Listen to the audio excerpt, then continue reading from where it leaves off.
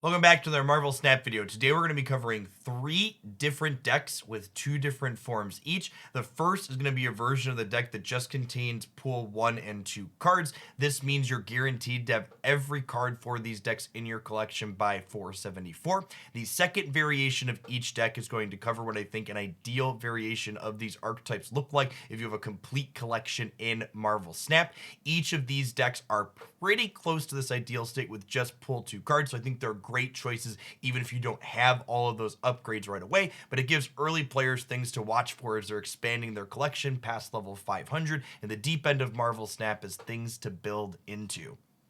If you just listened to that and you thought to yourself, Jeff, what in the heck is a card pull? There's a link in this video description down below that breaks down what those are and how they work in Marvel Snap. Before we dive into the first deck, though, I'd just like to remind folks if you enjoy videos like this to tap that like button. Remember to leave a comment down below letting me know what your favorite of these deck suggestions was.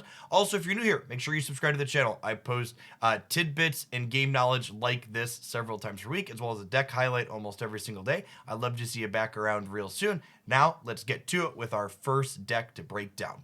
The first deck I'd like to cover today is the Spectrum ongoing deck. Spectrum, a very powerful top end of this archetype, 6 energy, 5 power, but her on reveal gives all of your ongoing cards +2 power. Now, the real strength of this deck is the fact that it gets to play a number of disruptive elements, such as armor, which prevents things in its path from being destroyed, or Cosmo, which denies on reveal effects at the location in which it's placed. You play all these disruptive and utility cards out to varying locations on the board, and then Spectrum gives them a large boost at the end. One of the things that's really key about Spectrum that often catches people off guard is the fact that she can add power into locations that you otherwise wouldn't be able to play more cards to, so your opponent will feel especially safe in a given location, and then Spectrum will flip up at the end and add 2, 4, 6, or even 8 power there, giving you a huge leg up. The pool 2 Spectrum deck here transitions into what I think is actually one of the best decks in the entirety of Marvel Snap's game right now, and that is the Spectrum Destroyer deck. Destroyer, another very powerful top end that you can play in this archetype. 6 energy, 16 power, with the drawback that when it flips up, it destroys every other card you control. Now, those armor and Cosmo that I mentioned a moment ago, those are symmetrical effects. So if you hide an entire path worth of cards under your armor, locking it up with a lot of strong cards there, you can then play Destroyer in one of the other two paths, winning it single-handedly quite frequently with this 16 power card. Professor X, a card I didn't mention earlier, but another one that completely locks down an area that you're in, preventing anything from being destroyed or removed from it. The real power of this Spectrum Destroyer deck, if you haven't seen it before, is the fact that Spectrum and Destroyer are two cards that are just incredibly difficult to play around both of them simultaneously. If one big, large statted unit gets the job done, you slam Destroyer down and win the game. However, if you're a little bit more spread out and aren't quite sure where your opponent's going to end up playing to, Spectrum can come in and give a buff across the board, hedging all of your bets. Again, being difficult to play into if your opponent was expecting one large single threat to be ending the game. Up next, we have the Marvelous Ka-Zar deck, which is arguably the best deck coming from just the pool 1 card pool, still competitive in pool 2. The biggest metagame change that happens in the second pool of Marvel Snap, though, is people gain access to Killmonger, a 3-drop that when it is flipped up destroys all 1-cost cards in play on both sides of the board. That is why you'll now find a copy of Armor in our Ka-Zar deck. This card can be used defensively since it protects both sides of the board. We'll frequently want to deploy Armor plus 3 of our 1-drops in the same locations. That way they're protected from opposing Killmongers. The second location, we just win by curving out that Ka-Zar into Blue Marvel and Onslaught, doubling them all up, giving big bonuses not only to their own path, but also to the path where all of your 1-drops are contained.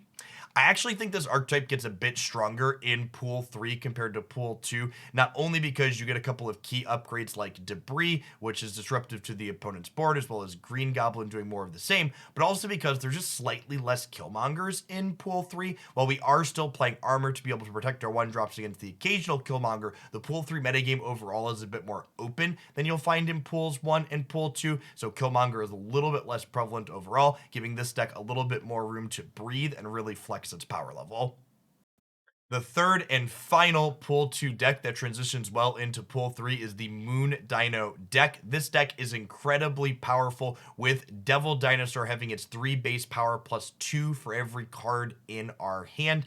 This, when you combine it with Moon Girl's ability to copy our hand, means that you'll often have a 5 energy 13, 15, or even 17 power Devil Dinosaur. Moon Girl, if you play her before you play your Devil Dinosaur out, can give us this at 2 separate locations as well. The biggest thing I think this deck has going for it is that it's a lot of fun to play because of the diversity of the play patterns that it offers.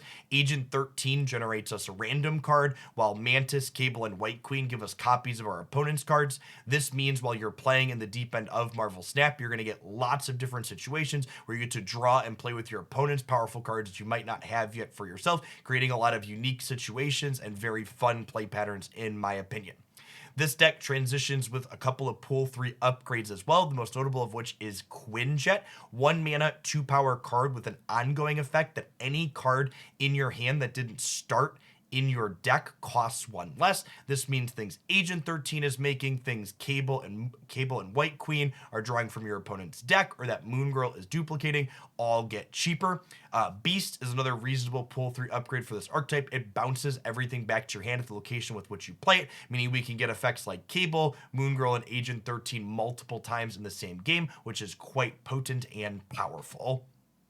All in all, I think all 3 of even the base Pool 2 versions of the decks that we covered here today are competitive into the full endgame Marvel Snap meta. This means if you're snapping well and retreating appropriately when your hand is not playing out in an ideal manner, you can definitely play any of these 3 decks in either of their forms all the way to infinite on the ranked ladder. That being said, I'd love to know what you at home have been playing as you try and make that transition from being a Pool 2 player into the deep end of Marvel Snap's card pool at collection level 500 plus. Is it something similar to one of the decks that I showcased here, or is there something else that people should be keeping an eye out for? Also, remember, if you enjoyed the breakdowns here, to like the video and make sure you're subscribed to the channel. Hopefully see you back again real soon for some more Marvel Snap here on YouTube.